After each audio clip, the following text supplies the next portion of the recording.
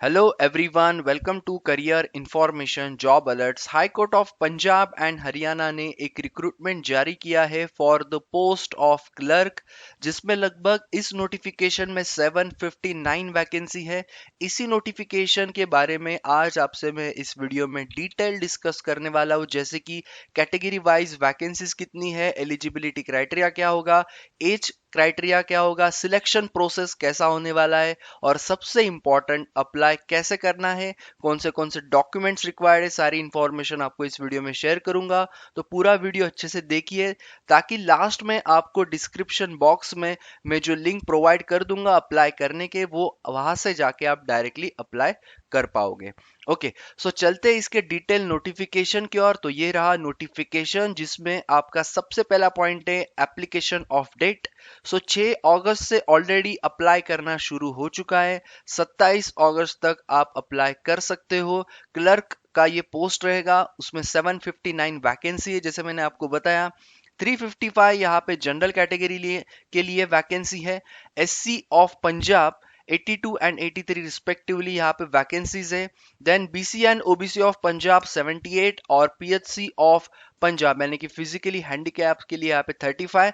Then ex serviceman 74 for general, 33 for SC and BC and OBC के लिए यहाँ पे 19 वैकेंसीज, टोटल मिला के 759 वैकेंसीज यहाँ पे रहेगी। तो हमेशा की तरह वैकेंसीज जो है वो इंक्रीज डिक्रीज हो सकती है, सो ये डिपेंड करता है।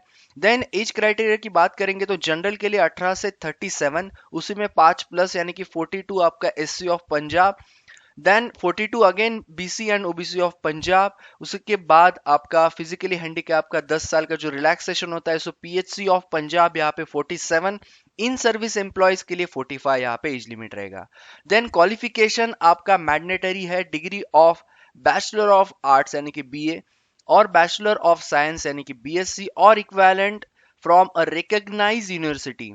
और एक इंपॉर्टेंट, ही और she should have pass matriculation examination with Punjabi as one of the subject and must have proficiency in operation of computers, यानी कि पंजाबी आपका सब्जेक्ट होना चाहिए मैट्रिकुलेशन के दौरान, तो ही आप यहाँ पे एलिजिबल हो, प्लस आपका ग्रेजुएशन के जो यहाँ पे बीएससी और बीए बताया गया है या फिर इक्विवेलेंट, आपको कंप्यूटर का नॉलेज होना भी जरूरी रहेगा। 27/8 ऑलरेडी मैंने आपको डिटेल यहाँ पे बता दी है। देन डिस्क्वालिफिकेशन क्या रहेगा, so no person who has entered into a contracted marriage with a person having spouse living or who having a spouse living has entered into a contracted marriage with any person। तो ये है यहाँ पे disqualification के rules. पे and allowance की बात करेंगे तो आपको जो गवर्नमेंट ऑफ पंजाब के जो साथ आपको जो भी अलाउंसेस होंगे, सैलरी होंगे, पे मैट्रिक्स होंगे, उसी के हिसाब से आपको सारे अलाउंसेस, सारी चीजें आपको यहाँ पे प्रोवाइड की जाएगी। Nationality, domicile and character of person as per Punjab subordinate codes establishment rules के हिसाब से आपका ये रहेगा। Then for regular government employ the applicants who are in the service of government या फिर सेमी गवर्नमेंट या बोर्ड्स में होंगे should obtain no objection certificate, जो आपको हमेशा लगता है, ओके, जो भी सर्विस कर रहे हैं। देन एक सर्विसमैन के लिए ओनली एक serviceman having domicile of Punjab are eligible to apply in this category. Detail of fees, so 825 रुपए आपकी जो है यहाँ पे फीस रहेगी जनरल की। एससी, बीसी, ओबीसी, ईएसएम एक सर्विसमैन स्टेट ऑफ पंजाब 525 यहाँ पे आपकी फीस रहेगी। याद रखना ये कैटेगरी वाइज जो है वो पंजाब के ही होने चाहिए। देन पीएचसी यानी कि आपका फिजिकली हैंडीकैप का यहाँ पे फीस जो है वो 625 आपका रहेगा। Then decision of the honorable the central recruitment committee in all matters relating to the acceptance or rejection of the application, eligibility, suitability of the applicants या फिर criteria for selection shall be final, उसमें कोई भी change नहीं होगा। तो ये चीज यहाँ पे क्लियर कर दी, जैसे कि अथॉरिटीज पे रहता है depend.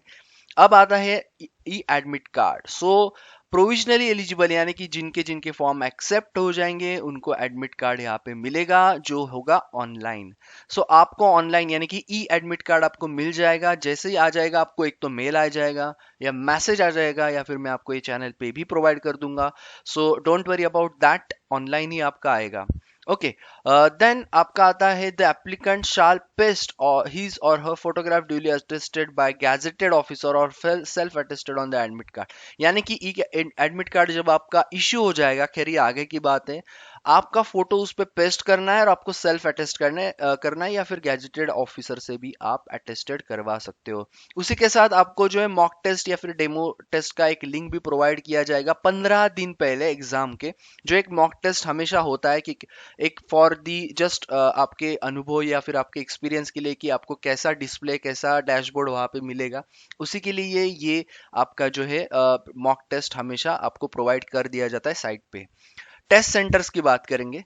So examination can be conducted anywhere in the state of Punjab, Haryana, Chandigarh, Jammu and Kashmir, Himachal Pradesh, Delhi. Candidates will be ask for preference, yes आपको प्रेफरेंस डालने पड़ेंगे regarding examination centre in their online application and depending on applicants, फिर उसके हिसाब से administration के जो भी यहाँ पे अथॉरिटीज होंगे, सेंटर्स होंगे, उसके हिसाब से आपको सेंटर जो है वो अलॉट होगा, उसमें बाद में चेंज नहीं होगा। सो ये चीज याद रखना हमेशा की तरह।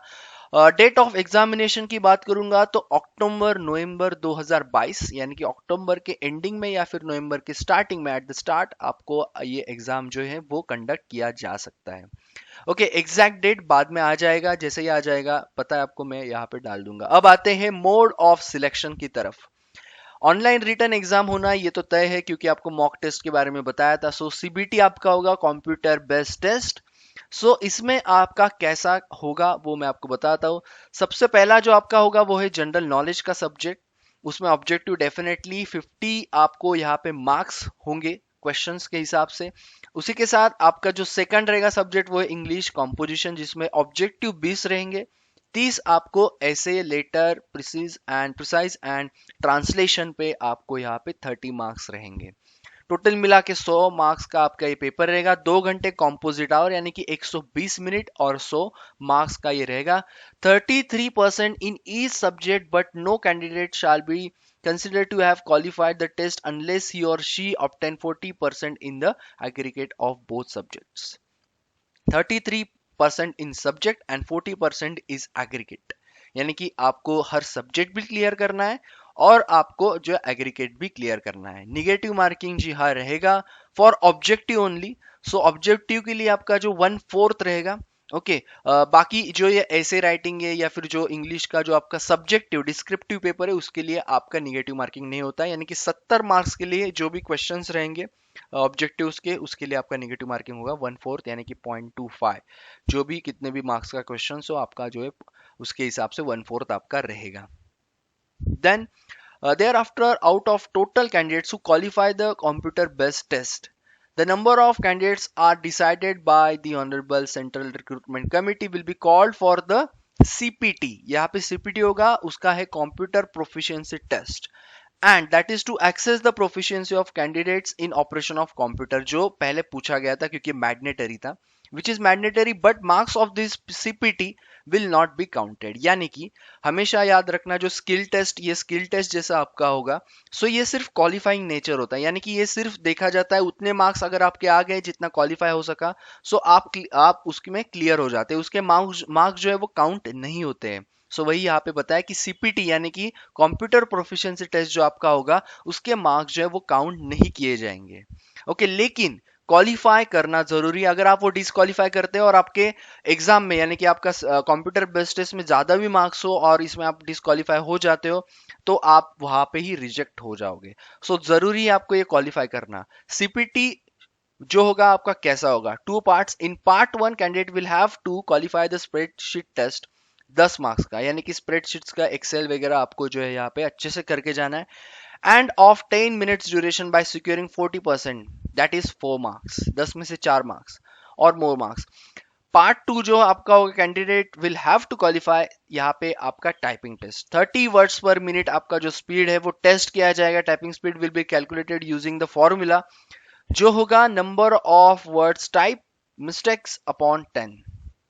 ओके, यानी कि आपके टाइप्स जो होंगे नंबर ऑफ वर्ड्स माइनस यहाँ पे mistakes about 10 will be the calculation. So part 2 word processing test will be check only of those candidate जिनके 4 मार्क्स आ जाएंगे पार्ट 1 में। ओके, थोड़ा कॉम्प्लिकेटेड है, ये ध्यान से सुनो, और तभी आपका जो है नेक्स्ट चेक किया जाएगा। Number of candidates again decided by the committee. CBT as well as computer proficiency test will be called for checking for original testimonials, यानी कि डॉक्यूमेंट्स के लिए। अब मैं आपको एक बता दूं, आपका CPT जो है वो क्या होने वाला है, क्वालिफाइंग, यानी कि उसके मार्क्स नहीं पकड़े जाएंगे, लेकिन आप अगर 4 मार्क्स पहले इसमें ला लेते हो एंड आप सेकंड मिला के आप क्वालिफाई कर लेते हो पार्ट 2 मिला के, तो आप डेफिनेटली आपका जो है स्कोर जो काउंट किया जाएगा CBT का, और CBT के स्कोर के हिसाब से आपको बुलाया जाएगा फॉर डॉक्यूमेंट वेरिफिकेशन, यानी कि ओरिजिनल टेस्टिमोनियल्स आपको वहां पे चेक करवाने के लिए बुलाया जाएगा।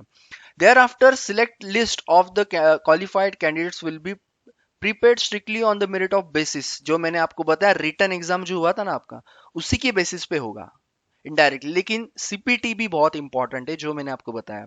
Number of candidates higher in merit would be recommended for the appointment as per the vacancy, यानी कि 1 by 1 जो भी कैंडिडेट्स यहाँ पे पहले रैंकिंग में होंगे उनको बुलाया जाएगा। अगर यहाँ पे चांसेस है कि 2 या फिर ज्यादा बच्चों के मार्क्स जो है यहाँ पे जो आपके टाई हो जाते, so elder in age will get the benefit. Okay, अगर तो भी होता है सो आपका जो अल्फाबेटिकली किया जाएगा, खैर उतना नहीं होगा। उसके बाद आपका जो यहाँ पे जब एग्जाम हो जाएगा, आपका आंसर की भी आपको प्रोवाइड किया जाएगा, उसमें आप ऑब्जेक्शन भी डाल सकते हो। याद रखना ऑब्जेक्शन यानी कि 25 रुपए आपको ऑब्जेक्शन के लिए होंगे। Okay, nominal non refundable 25 rupees will be charge. Candidates will go be given opportunity to file cross objection. अगर कोई क्वेश्चन में आपको क्वेरी लगता है, आंसर में क्वेरी लगता है, तो आप अगर लगता है और सही होगा तो आपको वहां पे ऑब्जेक्शन डालना है।